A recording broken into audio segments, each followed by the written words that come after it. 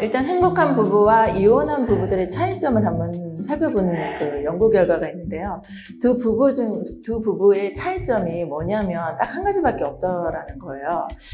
한 부부는 참았고요. 한 부부는 참지 않았는데요. 어느 부부가 참았느냐 하면 이혼한 부부는 참았고요. 이혼하지 않은 부부는, 그러니까 행복하게 잘 사는 부부는 참지 않았다라고 결과가 나왔습니다.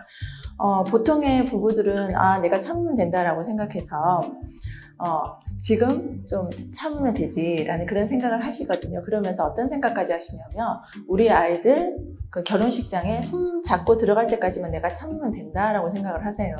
그리고 자녀분들이 다 성장하고 결혼을 시키고 난 후에는 내가 이때까지 참았기 때문에 참으면 안 된다라고 생각하시고 황혼 이혼을 결심하시는 경우들이 많으시거든요. 근데 행복한 부부 같은 경우에는 그때 당시에 굉장히 기분이 좋지 않았거나 무시당했다고 느껴졌다거나 화가 났을 때 경우에는 그냥 넘어간 것이 아니라 자기가 이렇게 말을 하니까 나는 굉장히 무시당한 느낌이 들었어. 자기가 이렇게 하니까 난 굉장히 화가 났어 라고 해서 상대방에게 내 느낌을 전달했다는 거죠. 부부싸움을 한다는 것은요, 어떤 부부 같은 경우에는 누구의 잘잘못을 가리기 위해서 부부싸움을 하는 경우도 있지만 부부싸움을 하는 가장 중요한 이유는 서로 관계를 회복하기 위해서 하는 거거든요. 그래서 올바른 대화를 하기 위해서는 행복한 부부들이 한 대화법에 대해서 좀 소개를 드리고 싶습니다. 행복한 부부들이 한 대화법에서는 첫 번째 뭐냐면요, 사실을 이야기한 거였죠. 집안이 막 어질러져 있습니다. 그러면 대부분의 사람들이 집에 딱 퇴근하고 왔을 때 아내에게 하는 말이 집에서 뭐 했어? 뭐 했는데 이렇게 집이 어질러져 있어? 이렇게 비난의 말을 하시거든요.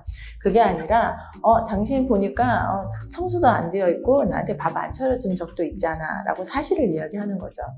그리고 나서는 두 번째는 자신의 느낌을 이야기하는 겁니다. 자기가 이렇게 청소도 안 해놓고 집에 밥도 안 해주는 이런 상황들이 벌어지니까 나는 정말 관심을 못 받는 사람인 것 같아. 그래서 굉장히 솔직히 기분이 나빠. 집에 들어와서 기분이 좋지 않아. 라고 자신의 느낌을 이야기를 해주는 거죠. 세 번째는 자신의 어떤 사실과 느낌만 이야기해서 끝내는 것이 아니라 상대방에게도 말할 수 있는 기회를 줍니다.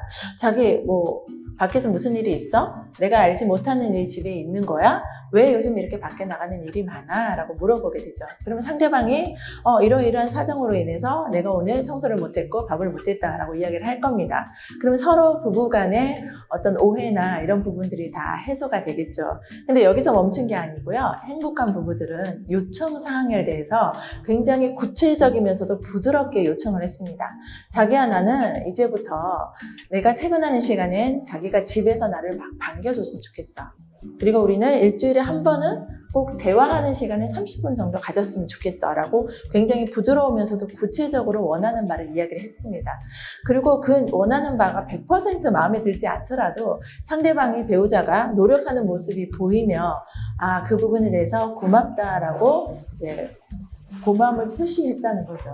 그래서 이제 행복한 부부들이 한 대화는 첫 번째는 사실을 말하는 거고, 두 번째는 자신의 느낌을 말했고요. 세 번째는 상대방도 이제 입장을 들어보는 기회를 줬고요. 마지막으로 네 번째는 요청사항이 있으면 부드럽지만 구체적으로 말해서 그 요청을 들어줬을 때는 고마움을 표시하는 이런 대화법을 권해드리고 싶습니다.